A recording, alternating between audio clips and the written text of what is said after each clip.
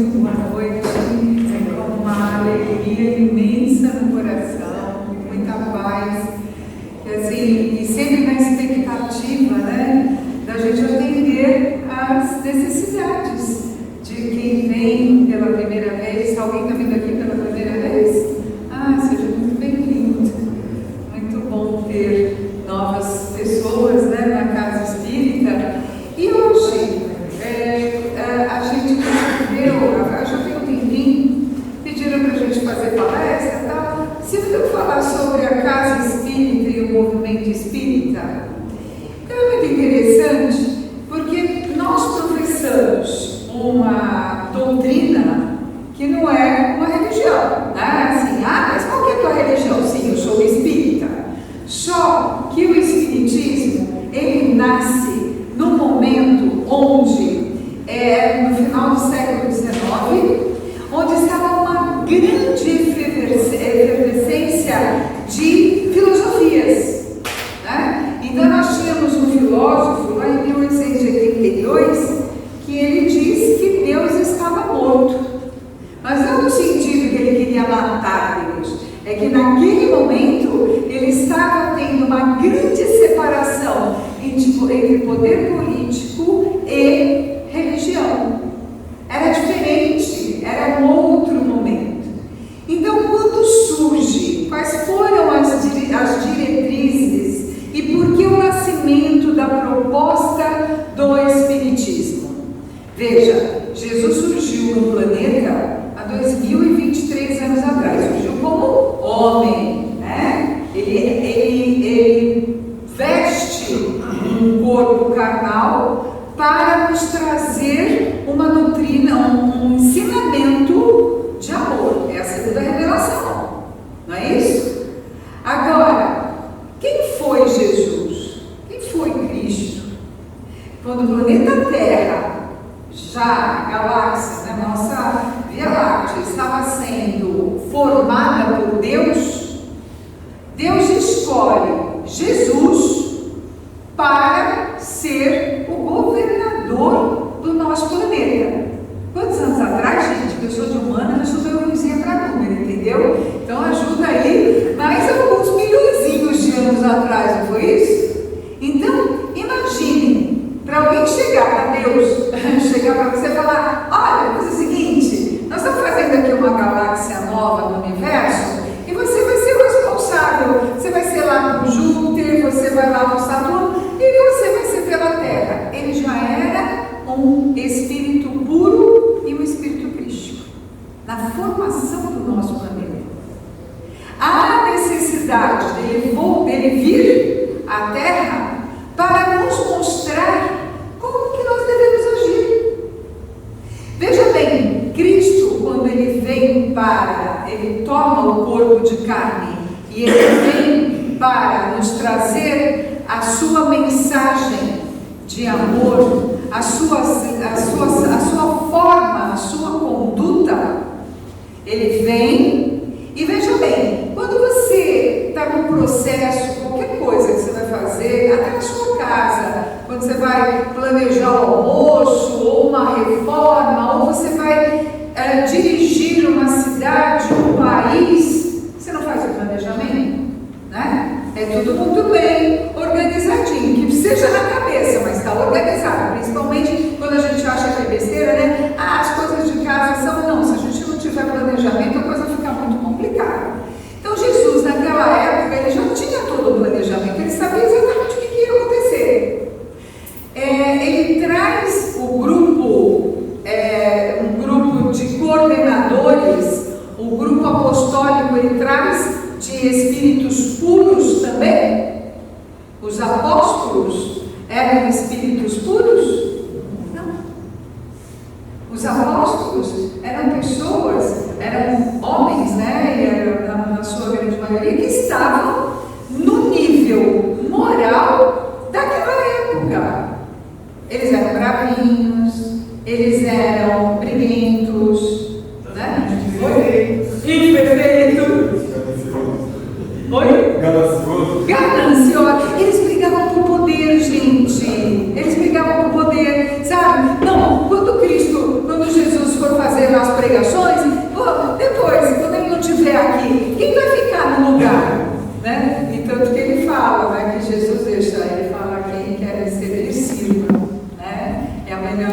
maneira de estar comigo. E por que Jesus faz isso?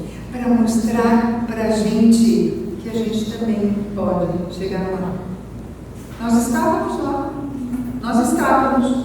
A gente estava atacando pedra na cruz, gente. A gente não era cristão, não. A gente estava brigando.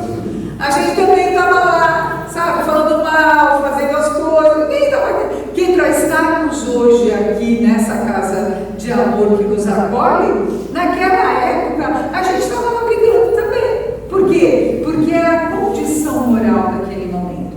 Muito bem.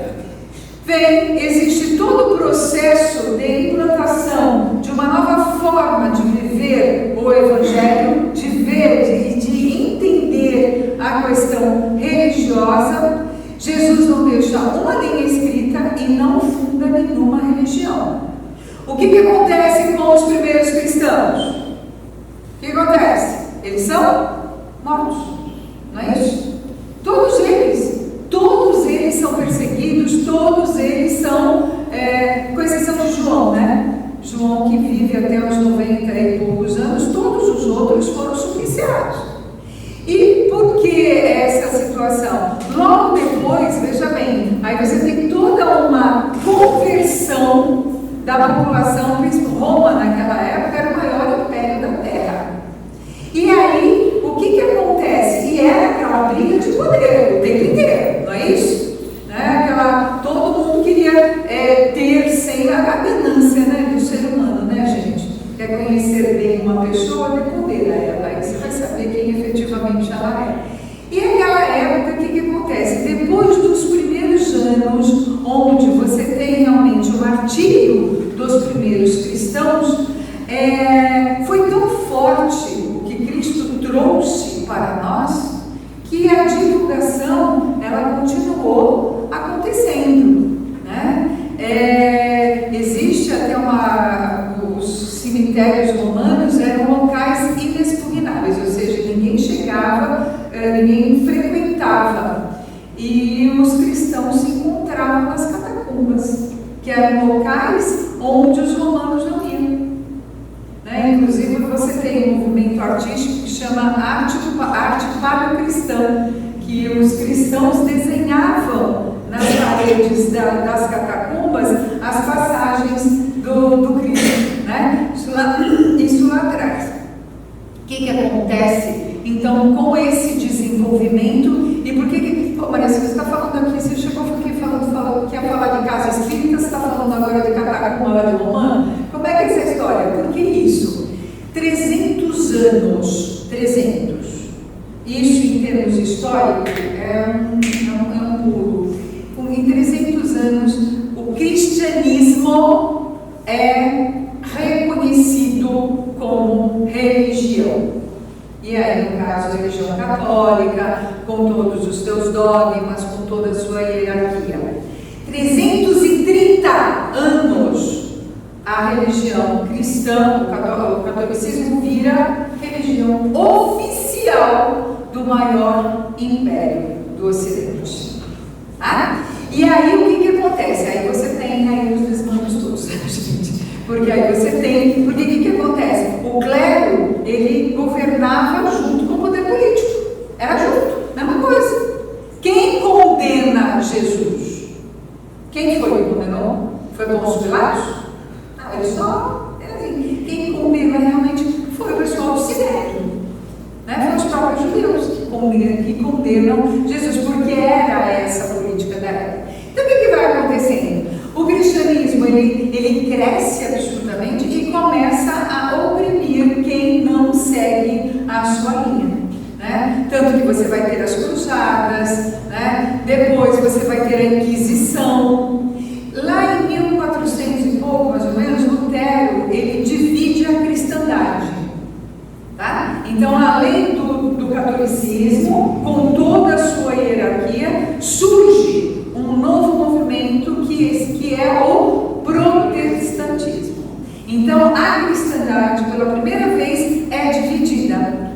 E aí, dentro Lutero, né, são os luteranos, né, na Alemanha, e depois você passa a ter os reis, por exemplo, teve tinha um rei lá que queria, eu acho que o mecanismo, né? Ele queria casar novamente, a igreja não permitia, ele falou, tá bom, então eu fui na minha igreja, e faço minha igreja. E foi assim. Então cada um foi fazendo a sua vertente, sempre tendo a religião junta com a questão política. O clero ele mandava tanto quanto a estrutura de política que é a monarquia, no caso. Inclusive, alguns achavam que alguns reis eram descendentes dos deuses, enfim, essa coisa eu não vou voltar lá no Egito, porque a gente já está aqui na frente, hoje eu não vou falar disso. Enfim, quando a gente chega em 1758, se não me engano, enfim, lá no século XVIII, você tem a Revolução Francesa. E o que é a Revolução Francesa? Eles acabam com a monarquia. Eles estabelecem uma nova forma de governo. Neste momento, principalmente na França, ou seja, final do século XVIII, começo do século XIX, começa a surgir uma nova tendência filosófica, onde, que é o iluminismo, que você começa a discutir várias questões. Porque antigamente o que a religião fazia? Não, isso não pode falar porque isso é pecado. Isso não pode falar porque vai contra os interesses da igreja. Era dessa forma. Por que eu estou falando tudo isso? Porque nós já estamos lá em 1800, quando eu falo que Nietzsche diz que Deus está morto. Isso foi quando ele escreve na Gaia Ciência, e depois assim falou Zaratustra, que é onde ele diz dessa questão, vamos agora pensar por nós, ninguém tem que levar para o lado místico. Se toda essa questão de afastar e dividir estava acontecendo, tinha condições de ser fundada ou colocada em prática mais uma religião? Não, porque não era o momento. A França, ela estava, a própria Europa, mas principalmente nós aqui do Ocidente, né, que recebemos a influência total, a arte, ela estava voltada agora para o humano. Enfim, tiveram várias rupturas nesse século XVIII. O que acontece, principalmente com o pessoal mais avançado? Eles começam a se reunir em saraus e reunir nas grandes rodas da França, rodas sociais, e eles começam a fazer as mesas girarem. Claro que as irmãs Fox já haviam aparecido aqui nos Estados Unidos, tá? Com a história das batidas, aí você já teve os fenômenos de Hydesville, e aí o que aconteceu? Por que isso? Ele não era uma coisa, eles levaram no começo por uma questão de brincadeira, era um divertimento. Então, vamos fazer a mesa girar? Então iam todos para o salão, e aí eles faziam perguntas, e aí dava uma batida, era sim, duas batidas era não, perguntas fúteis. Então, e aí eles começaram a perceber que existia alguma coisa que não era um embuste, né? As mesas estavam realmente, elas levantavam, elas faziam as questões todas e tal. E aí chamaram um professor, na época, discípulo de Pestalozzi, o professor Rivário, e aí falaram, olha, está acontecendo umas coisas estranhas. A gente queria saber o que é isso. Ele falou, você acha que eu vou fazer? Tem tanta coisa para fazer? Não vou. De tanto insistirem e mostrar para ele que não era um fato isolado, que isso estava acontecendo em vários lugares, ele percebe que existe um princípio inteligente atrás daquelas batidas. Quando você sai da questão da curiosidade e das coisas fúteis, ele percebe que tem uma coisa muito maior. E aí o que Kardec depois, né? O professor ele vai assumir o pseudônimo de Allan Kardec, que foi, numa outra existência, ele foi um druida das Gales, com o nome de Allan Kardec. Por quê? Para não misturar. Ele era um estudioso, ele era um professor, ele tinha uma fama já, uma carreira, né? E ele não queria misturar com este novo fenômeno que estava surgindo. Então, em 1857, ele não, né? Os espíritos, mas ele escreve o livro dos Espíritos. O que é importante nós entendermos nessa questão? Gente, 1857, como a Marilene aqui na entrada, no início da palestra, falou, gente, olha, vamos desligar celular, né? Porque agora a gente não vai resolver nada e tal. Naquela época não tinha celular, naquela época não tinha telefone, sabe? Naquela época era correio. Então, qual a importância de falar? Porque o Kardec é o codificador da doutrina. É claro, a gente não está desmerecendo, lógico que é, mas ele foi muito mais do que isso. Kardec estabeleceu um método científico. Porque, gente, vocês imaginam, de todo lugar que houvesse alcance, a novidade dessas mesas, dessas questões, as perguntas eram enviadas. E aí eles recebiam depois as cartas, compilavam todo aquele material para ver se as respostas batiam. E só a partir daí era tomado como verdade. Se houvesse alguma discordância, havia uma outra série de questões. Então não foi assim, vamos fazer esse monte de pergunta aqui, vai, não. É um método. Existe uma forma de fazer. Então, o que acontecia, principalmente, quem lê as obras básicas, o que a gente percebe no primeiro momento? Primeiro, no livro dos Espíritos, você tem o Pentateuco, tá? Então, a parte 1 é a Gênese, a parte 2 é o livro dos Médiuns, a parte 3 é o Evangelho, né? A parte 4 é o Céu e o Inferno. Então, e o que é importante isso? Porque Kardec, ele deixa claro que ele está criando uma doutrina com base científica, filosófica e religiosa. E aí o que é interessante é que em 1858 ele funda a Sociedade Parisiense de Estudos Espíritas. Ele não criou um templo, ele não criou uma religião. Vamos fazer uma igreja? Vamos lá? Olha, por quê? Porque a partir do momento agora que a gente faz aqui essa igreja, o nosso templo, a gente vai estudar isso aqui dessa forma, assim, assim. Ele criou uma sociedade de estudos. A diferença de você chegar já com uma questão pronta e falar, olha, você tem que seguir desta forma. Ali se discutia, se analisava as comunicações mediúnicas com método e critério. Isso é fundamental. Não é porque as comunicações chegaram que a gente tem que tê-las como absolutas e prontas. Não.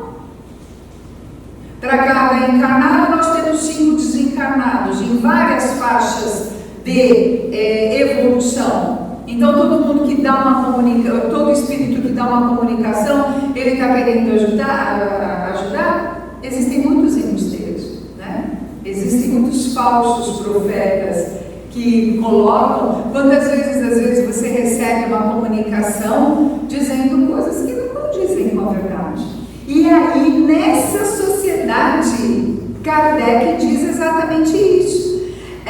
A fase, ele nos lembra que a casa espírita não é estática, é um organismo vivo, mas fiel aos princípios da abertura à razão, fidelidade ao método e humildade diante da verdade, né? Ele diz, inclusive, na Gênesis, no capítulo 1 da Gênesis, a Gênesis acaba sendo o quinto livro, né, do Pentateuco. Eu falo, mas o começo é o fim, que trata da parte científica. Ele diz que o Espiritismo marcha com o progresso e jamais será ultrapassado. Jamais será ultrapassado, porque se novas descobertas lhe demonstrarem estar em erro acerca de qualquer ponto, ele se modificará nesse ponto. Tá? Então é muito, muito importante a gente entender essa forma. Então, quando o Espiritismo nasce nesse ambiente de racionalismo e investigação científica, Kardec dialogava com o espírito crítico da época. E por isso ele escreveu novamente na Gênesis: o Espiritismo e a ciência se completam reciprocamente. E a casa espírita não deve temer perguntas.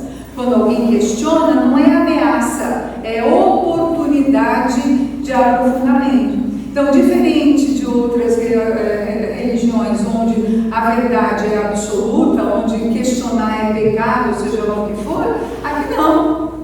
Eu não concordo. Será que a gente pode discutir a respeito? Então vamos estudar. Estamos abertos a esse estudo. Gabriel Delany foi um contemporâneo de Kardec e ele era muito ligado à parte científica. Porque com a história de você receber mensagem, gente, vocês já imaginaram quanto que tinha de mistificação e de falsificação? Então, ele dizia que o Espiritismo não pede crença cega, ele pede exame. E todas as manifestações precisam analisadas com método, observação e comparação.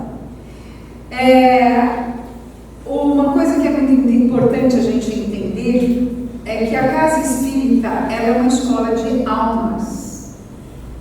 Então, quando Kardec publica o Livro dos Espíritos, ele escolhe esse formato de perguntas e respostas e ele não impõe dogmas. Não diz, olha, tem que ser dessa forma. Não. Inclusive, na época, na França, começaram a surgir muitos grupos em diversas cidades. E na Revista Espírita, Kardec alertava sobre divisões e rivalidades. Ele defendia a unidade de princípios, mas não centralização impositiva. Então, tinha muitos grupos na França que queriam que ele... Não, vamos fazer uma cartilha, como é que tem que ser, como é que não vai ter? E ele responde categoricamente que o Espiritismo não deveria tornar-se um sistema clerical. Então, qual é a função da nossa casa espírita? O que a gente tem que fazer? A casa espírita, quando a pessoa chega, ela é de imediato acolhida.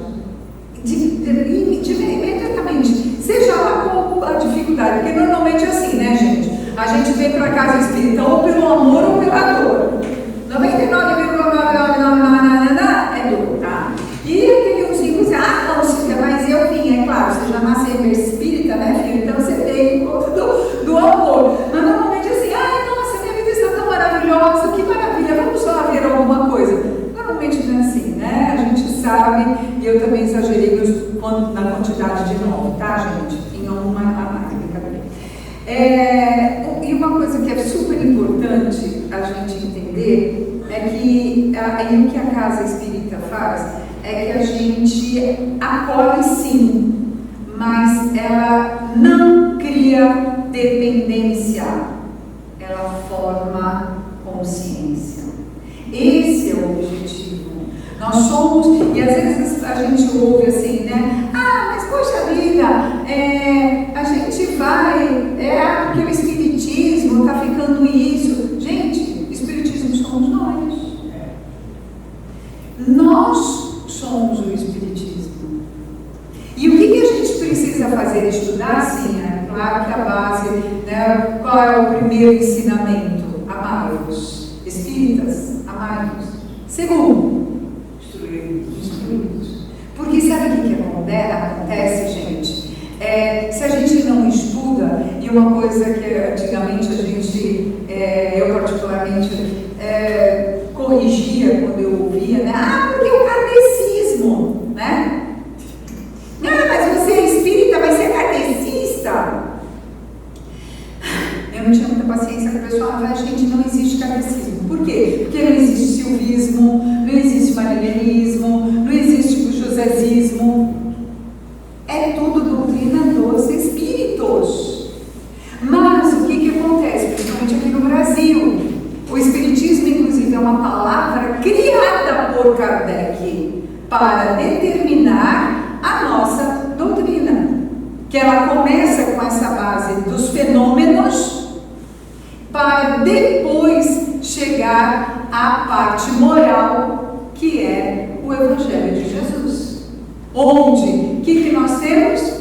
A decodificação das parábolas. Jesus não falou que viria o Consolador prometido?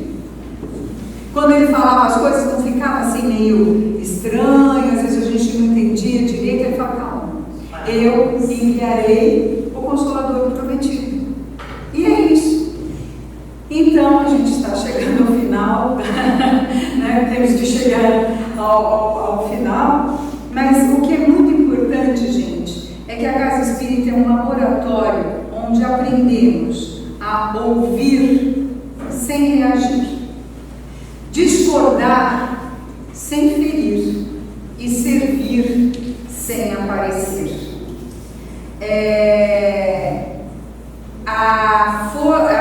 Uma coisa que é super importante é a gente entender que no movimento espírita não é competição entre casas, não é disputa por público, não é comparação do tamanho da estrutura, é cooperação, sabe? A origem francesa do espiritismo, né, naquele momento de toda aquela mudança que a gente estava acontecendo, nos convida à simplicidade. A Casa Espírita é uma escola de esclarecimento, é oficina de transformação moral e laboratório de convivência. É uma rede fraterna baseada em princípios e não em poder. E para encerrar, né, fora da caridade não há salvação. Que nossas casas sejam espaços de caridade intelectual, moral e material. Que o nosso movimento seja união consciente, não uniformidade forçada. E que sejamos, antes de tudo, trabalhadores da própria reforma íntima.